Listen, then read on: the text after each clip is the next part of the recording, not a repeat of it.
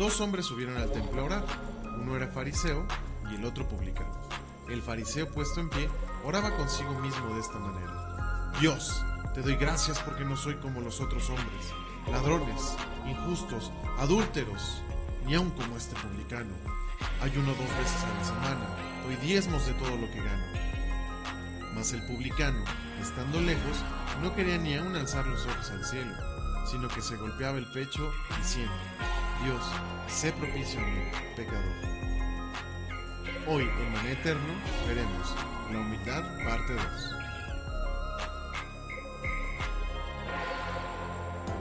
Saludando a todos los que están allá del otro lado. ¿Cómo están? No es nada más casualidad el que estemos aquí. Tú escuchando el tema, otra vez humildad, pero ampliado un poquito. No es casualidad porque, ¿qué crees? Ya te conocíamos.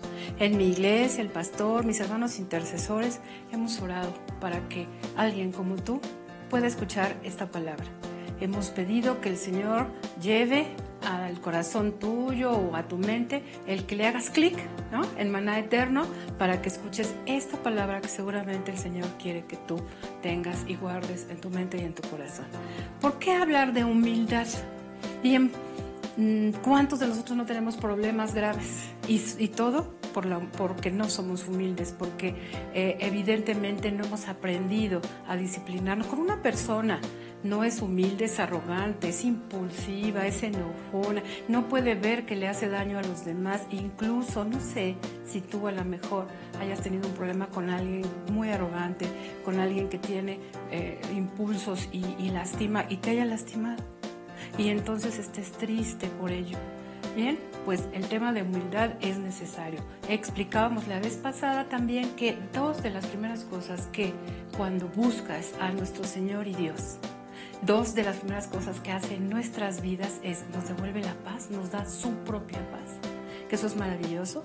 De momento tenemos problemas graves y yo me encontré igual, porque eso que te estoy hablando lo viví, le doy gracias a Él, y de repente decía, yo tenía que estar muy enojada, ¿y por qué tengo paz? O tendría que estar muy preocupada, o tendría que estar muy triste, y lo primero que hizo fue darme su preciosa paz. Y lo segundo fue enseñarme a ser humilde, y enseñarme a ser humilde implicó cállate, escúchame, escucha mi palabra, búscame y disciplínate, es decir, obedéceme. Vamos entonces a este tema, porque yo te lo digo que a lo largo de mi vida, de mi ejercicio profesional y por qué no, de mi vida como cristiana, lo que observo es que siempre hay un ingrediente de soberbia, hay un ingrediente de incluso ingratitud y todo lo que genera la poca humildad. Vamos al tema.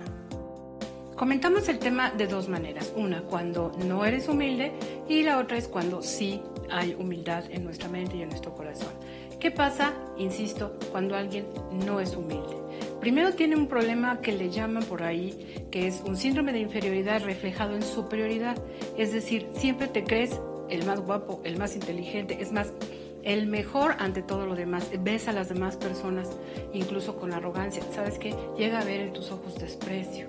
Y la otra persona pues empieza a sentir mal y empezamos a provocar conflictos y problemas y a veces no nos damos cuenta, pero fue nuestra actitud arrogante, poco humilde. ¿Y qué pasa con un arrogante? Pues es presumido. Pero el problema grave es que solo piensa en su yo, solo piensa en sí mismo. Veamos entonces lo que nos dice la bendita palabra en Lucas 14:11. Te invito a que consultes tu Biblia y si no, bueno, pues aquí a escuchar la palabra. Dice, porque cualquiera que se enaltece será humillado y el que se humilla será enaltecido.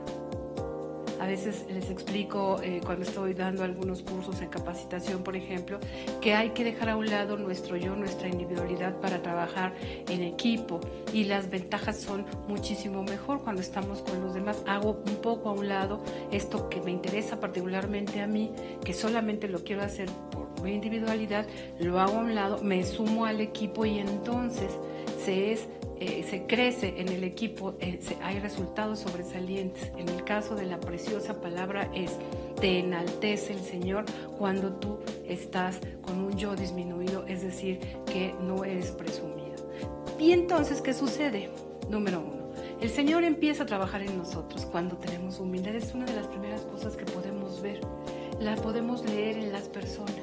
Cuando ya el Señor está trabajando en nosotros, y no es porque Él no pueda, sino porque a veces nuestro corazón de piedra duro no deja que el Señor actúe en nosotros con más prontitud, quizá porque no hay oración.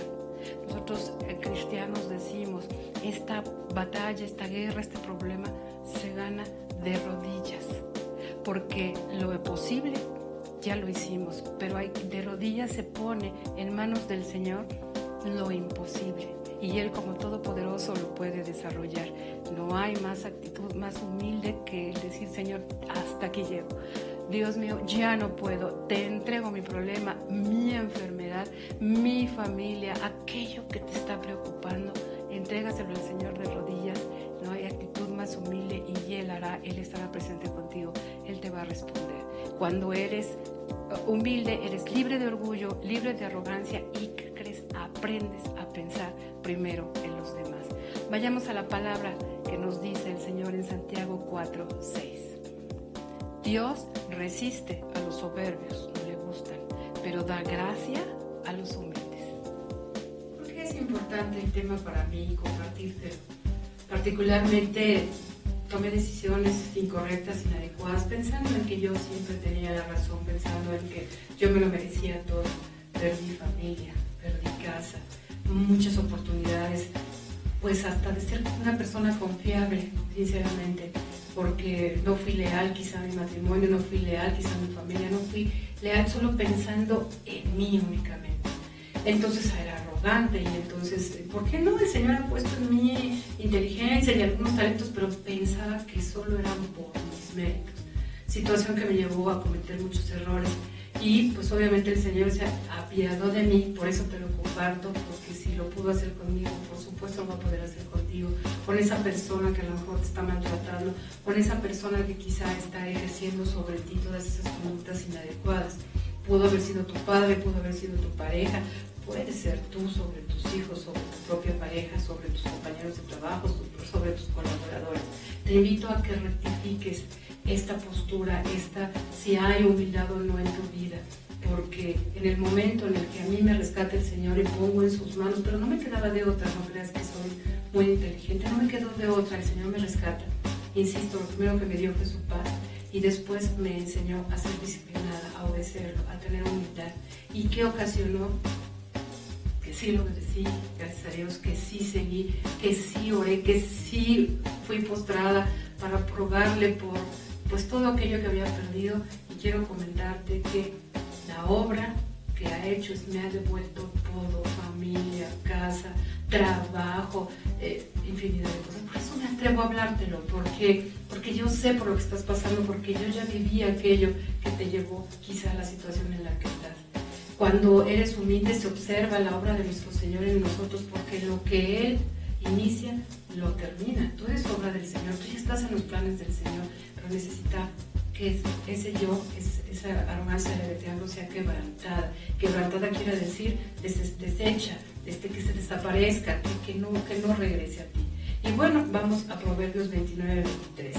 Dice, la soberbia del hombre lo abate, pero al humilde de espíritu lo sustenta su honra. Espero que esta palabra se quede en tu mente, se quede en tu corazón, es muy importante. ¿Sabes qué pasa? ¿Cómo cambié? El Señor me permitió cambiar la arrogancia y todo. Empecé a alabar, a poner en mi boca la palabra del Señor, a buscar mi Biblia, a estar consagrándome a estudiar todo lo que su palabra representaba en mí. Y entonces, ¿qué crees? Se fue yendo todas aquellas conductas inadecuadas, se fueron yendo todos aquellos incluso pensamientos de superioridad, se fueron suplidos por la palabra del Señor. Y entonces llegó la humildad y llegó toda una vida reconstruida en Cristo Jesús. ¿Qué tal? ¿Qué opinas? ¿La palabra era para ti? ¿Verdad que sí? Nosotros ya habíamos orado porque el Señor te trajera. No conocíamos tu rostro, el Señor sí. No conocemos tu necesidad, el Señor sí. Pero sí queremos que más personas escuchen toda esta preciosa y bendita palabra, porque edifica, porque reconstruye, porque es una roca fuerte para nosotros. ¿Por qué no?